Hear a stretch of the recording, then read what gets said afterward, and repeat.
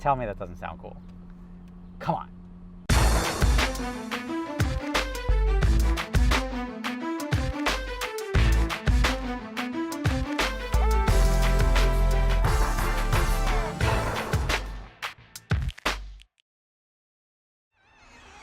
All right, for those of you watching the house build series, still waiting on, well, I haven't even gotten there yet, but still waiting on my siding. But there's something in video production called continuity, right? You watch something and you're like, wait a second, how does that guy know that that guy's there? Because, well, this video is sort of gonna violate all rules of continuity because my memory card fritzed out.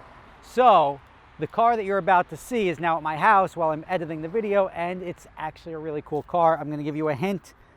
Here's the key fob. Not enough. Here's the key. Nope, still no. What could that be? Of course, it's an LFA. And the Lexus LFA was a car that was produced in the early 2000s. Didn't sell very well at the time. They sat on dealer showroom floors for a long time. But it is a sexy car. Now they're trading much higher. This one specifically is one of 3 orange cars, and I believe the only LFA with fog lights. It was owned by like the chief test driver of Lexus, and this car is now a 2-owner car and sold for $1.5 million. That's a lot of money, and it sounds spectacular. These, as could be expected, these early 2000s, all hypercars and supercars tend to find a space in the collector sphere, and this one is no different. Where they couldn't sell initially for about $400,000, they sat around a lot. Now they are trading for $750,000 and more, depending if you have the Nürburgring edition or not. But very, very cool sounding car with the 3-tip exhaust. V10 sounds rather spectacular, and I think it aged pretty well too. There are parts of it, like when you look at the interior, there are parts of it that did not age very well. The interior does feel slightly dated. It's a 7,500 mile car, and I mean, you got the nice carbon fiber on the door, all the hinges and everything. I may double up on some of this because I did a one take for the last part, but I'm not a huge fan of these side bolsters. This does have a little bit of wear here, but that's pretty consistent with like the old Countach's, and I mean, that Countach is going back 30 years or almost 40 years. Countach's Testarossas. The leather just tends to show some wear just from use, and even if this car doesn't get driven a lot, I'm sure it's in somebody's garage and everybody that comes over wants to sit in it and make engine noises. But it's a cool looking car. We'll go deep dive into this thing a little bit more, rev it up for you, and maybe we'll start talking about a race later in the video. Who knows what's going to happen later in the video? Oh wait, this guy. Let's go check out the interior of the car, play with some buttons, and let you know what I think. But the interior, it's fairly dated. There was another car that I liked that also had what I thought at the time was an awesome interior. It was the BMW Z8. And the Z8 was a very cool interior at the time. Now when I see it, I'm like, all right, it's not as great as I remember it being, but it was cool at the time. Let me put this here. You do notice this, that's cool. They've got heated seats. So for your hypercar to have heated seats is pretty cool. This was a factory produced hypercar. There were a couple at the time. There was the Carrera GT, there was the SLR McLaren, and there was the LFA. All 3 very, very, really difficult to sell. They didn't sell incredibly well, but now they're all incredibly collectible, as they should be. And this, I think one of the problems this one had is that it was a Lexus. Porsche made the Carrera GT, so that was an easy play. And Mercedes made the SLR, which was also branded by McLaren, so it did have that. This was hand-built by LFA Works. It's got a nice clean engine bay. Does look pretty cool. Completely stock car, so it's not like when you hear it, you're gonna know that, or you're not gonna, there's no like aftermarket exhaust or anything on this to achieve this sound. But this engine here makes a lovely sound. Now I looked up the stats on it because I completely forgot, and I was thinking about racing it against something, and it's an 11.3 at 127 in the quarter, which is quick, especially for that time. It's quick. This is a carbon hood. So as you can see, this stick here is the hood prop, so it's a manual. It doesn't even have the shocks to lift it up. Let me just probably... when I see this gap, I thought the hood was open. It does have a rock chip right here. Look at that. Oh, nope, not a rock chip. Look at that. I thought it was. Pretty cool Lexus badge. Again, I think one of the problems this car has is that it's a Lexus. I think if it was a Italian maker, that this car would be awesome. And you're looking nice carbon rotors, probably not cheap to replace. Got a little bit too close to the curb on this one. I bet this wheel's probably $5 grand, 10 grand. You know, I don't know. On such a limited production car, I don't know how much they charge for a wheel, but it's probably not cheap. But that's you know what the good thing about that is? I don't care if it's a $10,000 wheel or a $500 wheel. It's the same $150 repair.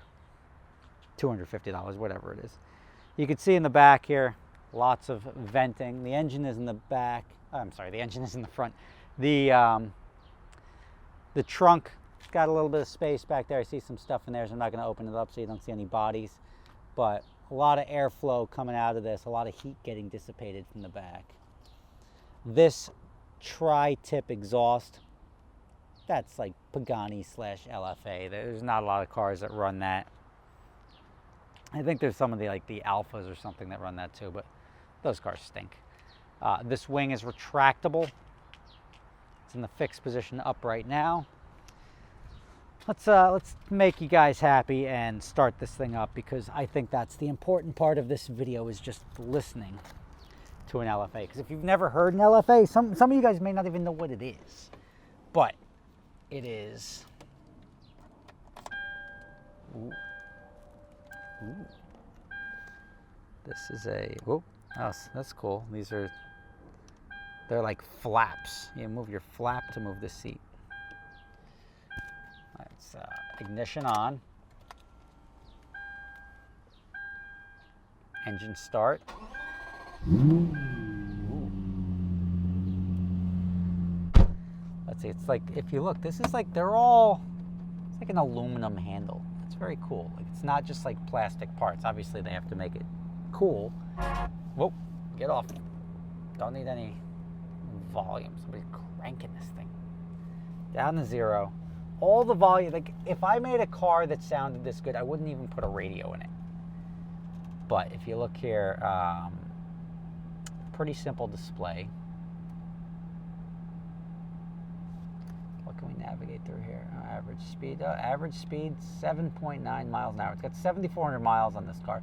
So just as for some context, I wouldn't want my seat to look like that after 7,000 miles. My Super's got over double that, and the seats look mucho better. Let me turn the AC off because it's a little cold in here. Ooh, look at this joystick. Ooh, all right, I don't like that. I don't like the joystick. Not a fan. Put the window down. Temperature. Okay, there we go. Nope. Get off. Okay, much better. You got auto. Let's see the modes. These are mode selections. Ooh, I like that. What did I just do? That's sport, normal, wet mode. Wet mode just doesn't do anything. All right, it just makes that. I like the sport mode and auto. And then you push that. Does that push it back to auto? Okay. What? Sport mode. I like the sport mode tack. Here are your headlights up here. Cool use of, I'm going to say I haven't seen anyone else do that. It's a cool use of the stalks where they put them. Blinkers are in standard positions. And then your wipers are in standard positions. But this thing, and that's a motorcycle over there, but this thing sounds sick. And I'm not going to make you wait any longer because it's really sick. It's the LFA number 272. Ready? Are you ready? Let me see if I can do this without being out of the car first.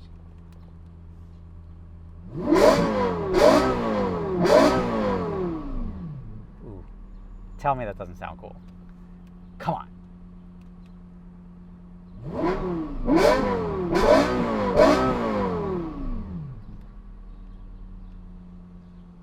I mean, to be objective, it sounds like a Formula One car.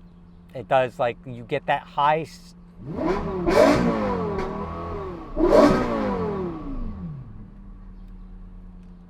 I'm a fan. I'm like super, that's cool.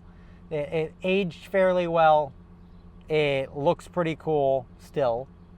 And it just sounds sick. I want to take this out driving right now. I just don't have time. But it's coming on adventure drives this weekend up to Vermont with us, so I'm sure I'll get some sort of video clips of it rolling.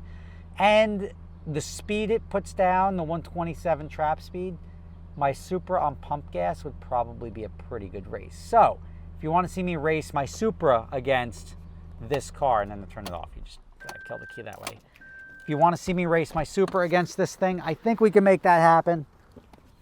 You know, I know I can make that happen. So stay tuned.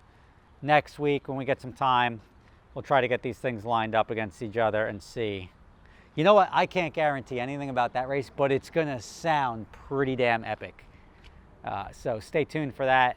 Lexus LFA, if you haven't seen them, they're now even like the cheaper ones. They're trading for about $750 grand, which is $300,000 of appreciation over 15 years, which is not bad. It's a good return for something like this that had trouble selling. Rob Ferretti, thank you for watching.